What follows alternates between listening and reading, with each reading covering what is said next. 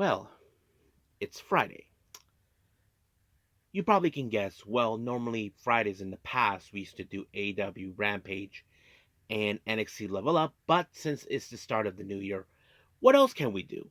I know some of you may question, J Rod, at least you could have done SmackDown. Well, that may be true, but however, I decided, you know what? Let's do things my way. So, for today, the entirety of the episode, we're going to be doing all about Tokyo Joshi Pro Wrestling. So, we have 3 days of their annual tournament, the Futari Wa Princess Max Heart Tournament. Now, if you guys are not familiarized with this tournament, this is the annual tag team tournament, not a round robin tournament like World Tag League or Goddesses. Basically, this is an elimination tournament to determine who will be facing uh, in the future a shot of the Princess Tag Team titles with Miyu Yamashita and Maki Ito. So we have various wrestlers that will be challenging for a shot of this belt. So we'll see what happens. But we will cap up our episode, of course, as always, with some news updates to give you guys updates on what's been happening in the world of pro wrestling, such as what events the promotions are throwing out, who's booked, what matches are set, including developments that are happening in the world of pro wrestling as we speak. So, let's get ready for another episode of Deleted Wrestle Zone.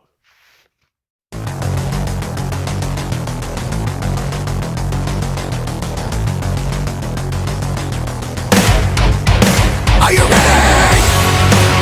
Get up, get up! Get up, get up! Get up, get up! Get up, get up!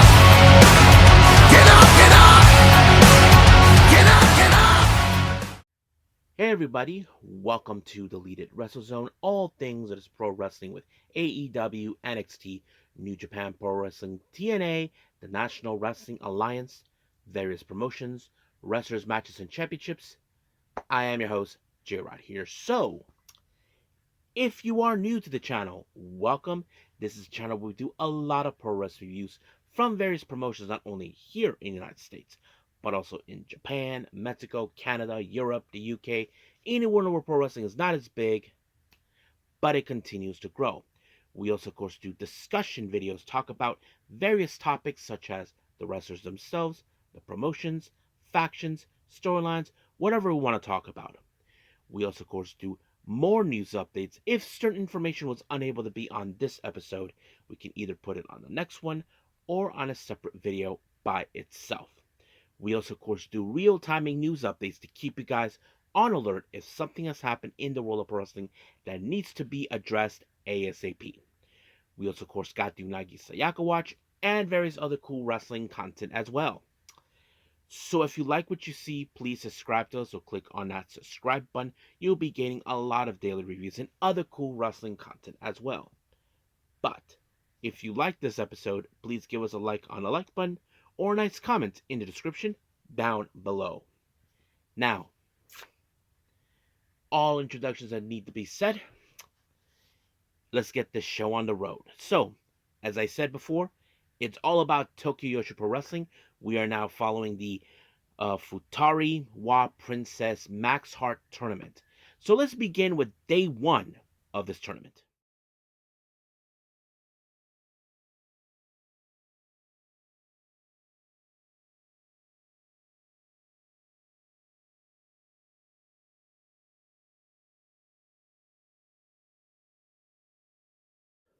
Okay, Tokyo Joshi Pro Wrestling, we are doing day one of the Futari Wa Princess Max Heart Tournament. Now, this took place recently on the 18th of January, so this is day one. It happened in Tokyo in the venue of the Shinagawa Prince Hotel Club X. So basically, as you probably say, I mentioned it's all about tag team tournaments. So there are 4 matches involving that, but let's start with the non-tournament match. But of course, as always, we have Sayuri Namba doing her opening, and then of course the Up girls doing their usual performance. Now, our first match, we have Moka Miyamoto, Raku, and Yuki Aino teaming up. They take on Aruna Neko, Mahiro Kiru, and Rika Tatsumi. Now, of course, anything of these matches could bring out a different type of way how this is going to end. I mean, We know, of course, Rika Tatsumi has been one of the uh, top wrestlers in the past. We know she has trying to build up momentum for herself for her shot for the Princess title.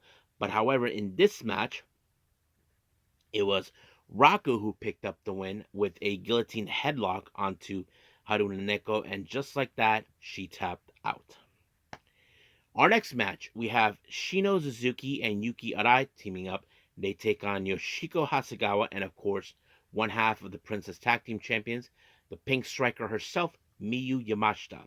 Now, of course, you probably would think in some capacity there's going to be good matches. I mean, Yuki Arai has been a very excellent Princess International Champion, but Miyu Yamashita, we know her reputation has been multiple time um, Princess champion, current tag champion. I don't think she's won the International Princess champion yet, but however, she picked up the win when she you would have think that she picked up the win in this match, but no, it was Yoshiko Hasegawa with the stretch muffler on Shino, and just like that, Shino had no choice but to tap. Our next match, we have Kaya Toribami teaming up with Jada Stone. They take on Imawari and Mizuki. Now, of course, in every aspect, Mizuki is the current top champion, the Princess of Princess champion. Many of you may think, okay, if someone pinned her, there is this opportunity for anybody, either for Toribami or Jada Stone, to challenge for the belt. I mean, that would have been obvious, but that wasn't it. It was a cartwheel cutter by Jada Stone onto Imawari, and just like that, 1, 2, 3, it was done. Now, let's enter with the Futari Wa Princess Max Heart Tournament. Now, this is all the first round matches in case anybody asks. Our first match, we have, of course, Kira Summer and Ivy Steele, which is interesting. You got a Brit and an Aussie teaming up. They're like the international team. They take on Toga and Aru Kazushiro. Now, these two ladies, as you know, they have teamed up recently. They debuted around the same time. So it's interesting to see those two team up. But however, who was going to walk out here to move on to the next? I mean, I wasn't too sure on this one. But however, seeing Toga and Kazushiro teaming up, it shows us that they have great developments as a tag team group. But of course, it was Haru who picked up the win with a suplex onto Kira, and just like that, 1, 2, 3, they proceed into the next round. Next match, we have Chika Manaze teaming up with Mifu Ashita, taking on the resident superhero, Hyper Misawa, and of course, Big Kaiju Shoko Nakajima. Now, of course, many of you may think in some capacity that Misawa and Nakajima were going to walk away with the win. Of course, it's always been that. But it was Misawa who walked away with the win when she applied a submission tactic onto Chika Manaze, and just like that, Chika Manaze had no choice but to tap. Now, our next match, as we continue part of the tournament, we have Pam Harajuku and Max the Impaler taking on Uta Takami and Miyu Watanabe. Now, if you guys know this or not, this is not the first time that Pam and Max have teamed up. I mean, their storyline goes back when Max used to scare the hell out of Pam Harajuku countless times, but over time, Pam and Max became a good team. But there was that one time when Max and Pam were unsuccessful to obtain the tag team belt, and she was so disappointed. But Max comforted her, telling her that she knows it's not fair for her not to win. Her dream is to win the tag team belts with Max. And now this could be the perfect opportunity to claim the tag team titles that eluded them. But they have to face against Uta Takami, and of course Miyu Watanabe. Now, of course, what's funny, well, Uda was unfortunately had to face Max. I thought it was just too funny. But of course, no one can deal with her. And of course, Miyu Watanabe, we know she's a strong individual. I mean, we've seen her do some incredible things with the big swing, but that was no success. But unfortunately, Takami actually ended up on the wrong side of the power driver by Maxi and Pillar, allowing them to proceed into the next round. In our main event, we have Daisy Monkey Arisu Endo and Zuzumi, former tag champions, they take on Wakana Uehara and Yuki Kamifuku. Now, one thing is interesting for all of you. You would think in some capacity that Daisy Monkey, former tag champions, would definitely try to get back on the tag team title consistency. But however, what's also interesting for me is seeing that Yuki Kamifuku teaming up with Wakana. Now, many of you may question me, why is that interesting? Simple. I know that Yuki Kamifuku has always teamed up with Mahiro Kiru. Like, the first time I ever seen those two team up was back in 2020, 2021, and they've always been known as the Toyo Mates. But it was strange to see her team up with another person. But that's what's interesting. I don't know how they would function. Wakana and Yuki would coexist, but Daisy Monkey, in my opinion, I felt that deep down watching this, they would have picked up the win, but nope, it did not go that way. It was Wakana with a submission onto Arisu Endo, and of course, Endo had no other choice but the tap. So that's how it ended. So seeing Wakana and Yuki Kamifuku win together was very interesting because possibly many of you who have followed Tokyo Joshi Pro Wrestling and are if you're fans of Daisy Monkey, then you probably would have thought they should have won this match. But yeah, we'll see how things will go down the line. But for right now, we are done with day one. So let's move on with day two.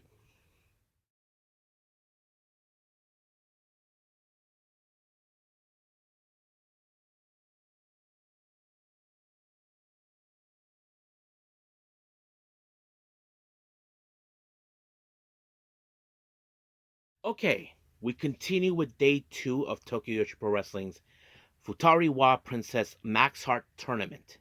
Now, this took place also on the 19th of January at the same venue, the Shanigawa Prince Hotel Club in Tokyo, Japan.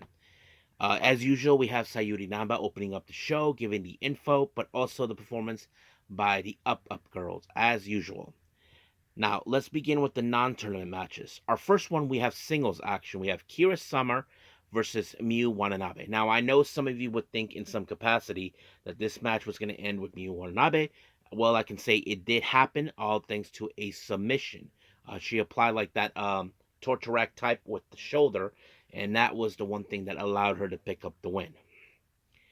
Our next match, we have Ivy Steels versus the Pink Striker, one half of the tag champions, Miyu Yamashita. So, as always, you would think, okay, Miyu Yamashita would definitely win, and some of you may presume she'll give her the skull kicker. Nope, it did not happen that way. She applied the Death Valley driver, and just like that, um, 1, 2, 3, it was over. Our next match, we have a three-way. We have Chika Manaze versus Arisu Endo versus Rika Tatsumi. So you would think in some capacity things could go either way. Now, I wasn't too sure where was this going to go, but I had that distinct feeling that the X factor of this match was Chika Manaze being the weakest link of the entire the match, which it was. All thanks to Rika Tatsumi with a cutter onto Chika Manaze, and just like that, 1, 2, 3, it was over. Our next match, we have a trios match. We have Mifu Ashida, Moka Miyamoto, and Suzumi, our current international princess champion, taking on, of course, Uta Takami, Jada Stone, and our current princess of princess champion, Mizuki. Now, of course, you would think in each side we got two champions on one side, so who was going to build up the momentum? I wasn't too sure, but it was, of course, Jade Stone with a cutter onto what's her name onto Zuzumi, and just like that, 1, 2, 3, it was over. Now let's jump in of the second round in the Futari-wa Princess Max Heart Tournament. We have our first match, Aruna Neko and Mahiro Kiru taking on Wakana Uehara and Yuki Kamifuku. Now, as I mentioned on the last review that we did on day one, Yuki Kamifuku used to team up with Mahiro Kiru, but I had a feeling that there was going to be a bit of a showdown between the Toyo mates. I don't know if they're no longer teaming up or what, but I knew that was going to happen. But it was Yuki Kamifuku who picked up the win when she applied the famouser 1, 2, 3. it was over. Our next match, we have Shino um, Suzuki and Imawari. They take on Toga and Aru Kazushito. Now, I wasn't too keen on exactly how this was going to roll up, but what surprised me, I would have thought Toga and Aru Kazushito would have won because they are have been a tag team and they both debuted around the same time. But however, that wasn't the case. It was, of course, a single leg crab hold by Imawari, and just like that, Toga had no choice but to tap. Now, our next match in the tournament, we have Raku and Yuki Kamifuku. They take on Pam Harajuku and Max the Impaler. However, as you probably know, Raku has the tendency to take a nap. But even though Pam Harajuku is very close with Yuki Aino and Raku, I'm sure she knows how to play their game. Max is a bit confused. She doesn't know what is going on with these ladies, but you probably can guess. But it was Pamadajuku who picked up the win by pinning Raku, so that means they advance into the next round, which is surprisingly. So if I have to say, in my own opinion, who is going to win this one, I would say Pam and Max. That's something we'll pay attention to. Our next match, we have Kaya Toribami and Yoshiko Hasegawa. They take on Hyper Misawa and Shoko Nakajima. Now, of course, when it comes to Hyper Misawa, you know she does her usual thing. But in the end, it was Shoko Nakajima with a senton onto Kaya Toribami. And just like that, 1, 2, 3, it is over. So we are done with day 2 of Tokyo Joshi Pro Wrestling's Max Heart Tournament. So let's do our final review with day 3.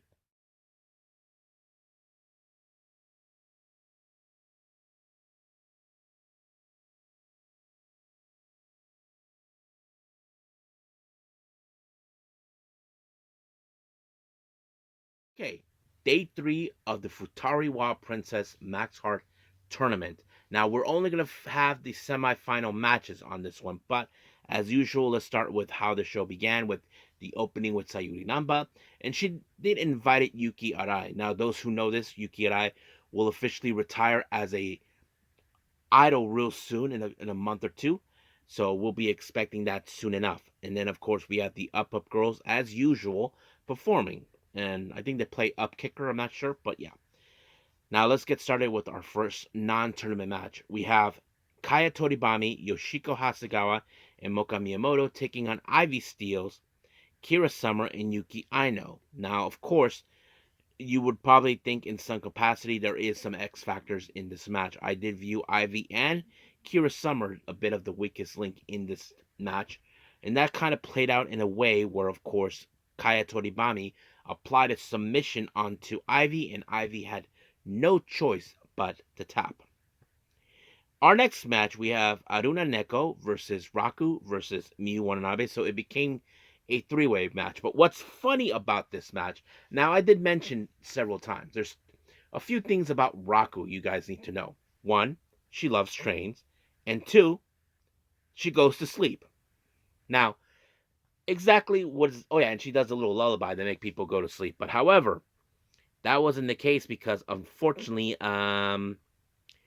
she decided to bring in these yellow cones to remind people not to disturb her while she's asleep. But there was a moment, of course, where she did a schoolboy on Miyu Watanabe, and Miyu Watanabe was like, not sure, was this for real or not? So she kind of played into her trap. I mean, I'm not saying Raku is a very sneaky person, but that's who she is. I mean, she takes a nap, but if you try to get closer, then you're going to get, bitten or some sort like a snake. But however, it was too darn funny. But there was a great moment where, of course, Raku even kind of put one of those yellow cones onto Miyu Watanabe in order for her to do a backslide on Neko. So basically, that's what happened. So Raku won this match. So I thought it was pretty funny. Now, our next match, we have Chika Maneze and Rika Tatsumi taking on Mahiro Kiru and Miyu Yamashita. So, of course, we're going to see some interesting moments. I mean, you have two former champions in this involved, Rika Tatsumi and Miyu Yamashita. Wasn't too sure where this is going to go, but Chika Manaze unfortunately ended up on the wrong side of the skull kicker by Yamashita, allowing her to pick up the win. Now, our next match, we have singles action. We have Mifu Ashida versus our current Princess of Princess champion. Now, if Mifu was able to pick up a win against Mizuki, then down the line she could issue a challenge for the Princess of Princess title. However, Mizuki is a veteran wrestler. She knows what she's doing. Fortunately, she picked up the win when she applied a crossface. So things ended in that fashion. Now, our next match, we have Toga, Aru Kazashido, and of course Yuki Aino. They take on Ura Takami, and she teams up with Daisy Monkey, Arisu Endo, and Suzumi. So many of you probably would think, okay, we have a good stable team when it comes to Daisy Monkey. You would have thought that she would have been the X Factor. They would have been the X Factor to win. But no, the unfortunately X Factor of the weakest link in this match was Ura Takami when she ended up in a sharpshooter by Yuki Arai. And just like that, it was over. So it was completely over from there. Now, let's jump into our semifinals of the Futariwa Princess Max Heart Tournament. First match, we have Pam Harajuku and Max the Impaler taking on Waka Uhara and Yuki Kamifuku. Of course, there's going to be some interesting moments. Now, of course, I give credit to Yuki and Wakana standing up to Max. I mean, Max is a force to be reckoned with. She's a monster you cannot put away. I mean, Shoko Nakajima kind of said she reminded me of Godzilla that will never die. And apparently, that's what happened. Wakana unfortunately ended up on the wrong side of the pile driver by Max, and just like that, 1, 2, 3, they advanced to the finals. But the real question we ask ourselves, who will walk out for the next match to join them? Well, we have the resident superhero Hyper Misawa and Big Kaiju Shoko Nakajima taking on Shino, Suzuki, and Imawari. Now, just by looking at this match, I figured this was going to end with Hyper Misawa and Nakajima winning. Because they are a stable team. I mean, they've been rivals, they've been teammates, however you want to do it. But it was Misawa who pinned up Imawari. So as soon as the match was over, they did a promo. But I had that distinct feeling that Pam Harajuku and Max were going to leave a statement. And they did. Max tossed Pam on top of them, giving them the message loud and clear. So we will see what happens in the finals. But like I said, if I was going to pick a team to win this, I would say Max and Pam would be the obvious choice because they have a very dynamic storyline they build up, and I think it's really fun. So I think that's pretty much it with all the reviews. So let's move on with our last and final thing, news updates.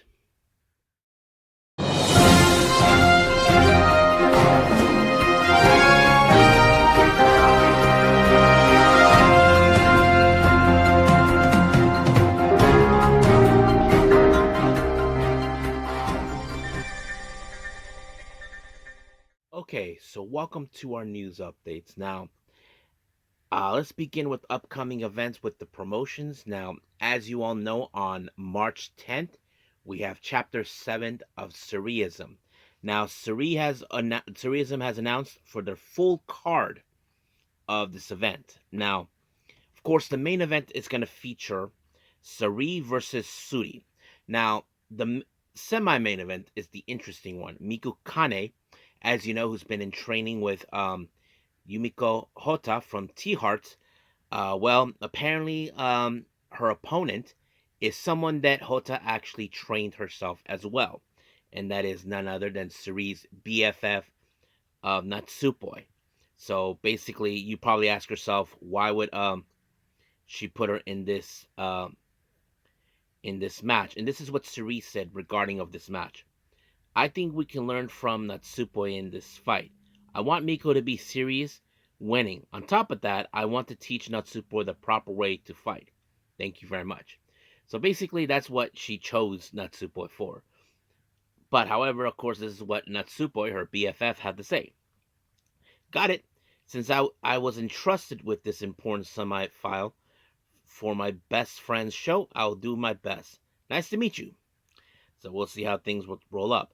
Now, continuing on with the full card of Sareee-ISM Chapter 7, we have Dash Shizako and Chi-Chi teaming up. We have Hanori Hanan and Veni. Then we have Jaguar Yokota and Coyote Itu versus Yurika Oka and Kohaku. And then we have, of course, I believe this could be the first match. It's Misa Kagura versus Sha. So basically, that's pretty much it for that. Now, many of you remember I mentioned this about this show called the Barb Sasaki 25th Anniversary Show Crazy Fest that will take place also on the 10th in Corkin Hall. However, I did mention the Suzuki was the first person to be announced. However, more names have been in. Jun Gasai is in fact one of them. But however, the recent one, many of you may question, what the hell? They announced Mayu Iwatani being involved. Some of you may question, has she ever been in a deathmatch thing? I'm gonna say I don't know. That's something I'm still unclear. But however, they did announce the first match that was announced. It's going to be a no disqualification match and a TLC match as well. We have Rina Yamashita versus Zuzu Suzuki. So that's going to be a lot of fun. Now, let's talk about the collective that will take place in Las Vegas in April. Many remember this. So this is the actual event. On Thursday, April 17th, we have Defy Wrestling on at 11 a.m. The WrestleCon March Hitchcock Memorial Super Show at 3 p.m. 8 p.m. we have Josh Barnett's Bloodsport 13. And then at 11:59 p.m. Progress Wrestling. Then we jump into April 18 on a Friday. We have Tokyo Joshi Pro Wrestling at 11 a.m. At 3 p.m. we have DDT Pro Wrestling. Then at 7 p.m. we have Joey Janela Spring Break 9. And then on 11:59 p.m. we have Heels Have Eyes for the Culture. And then we have finally the Saturday, April 19th. 3 shows have been announced. At 11 a.m. we have Effie's Big Gay Brunch 10. Tokyo Joshi Pro Wrestling versus DDT versus GCW. And then finally at 11 p.m. we have Joey Janela Spring Break Clusterfuck Forever. So that's pretty much the events for that. Now, however, as you know, also happening in Las Vegas, West Coast Pro, Deadlock Pro Wrestling, and Prestige Wrestling are doing events as well. And they're part of the same thing. And they just announced that Stardom will be part of their lineup involving on that particular time. So let me put up for that. First, there's 4 events happening on April 17th on a Thursday. This is what they have. We have Kurt White's Big Time Wrestling at 12 p.m. At 3 p.m., we have West Coast Pro, 7 p.m. Prestige Wrestling, and 11 p.m. Marvelous Wrestling. And then on Friday, April 18th, at 12 p.m., we have Stardom. At 4 p.m., we have Deadlock Pro Wrestling. And then, of course, we have an 8 p.m. Dragon Gate and Dragon Pro Wrestling Revolution. So yeah, that's pretty much it. What's happening in Las Vegas. So that's the schedule for both the collective and particularly that one. Now let's jump into the development. Many of you may know this promotion called Wrestling Open, which is a kind of show that was developed by Beyond Wrestling. They announced that they will have weekly live shows at the Rhodes on the 2X in Cranston, Rhode Island. That'll happen on the 31st. But they will have their other show forever on the Worcester, Massachusetts. Now, an interesting development. Many of you have seen recently in JBL, John Bradshaw Layfield, showing up with doing some interesting things.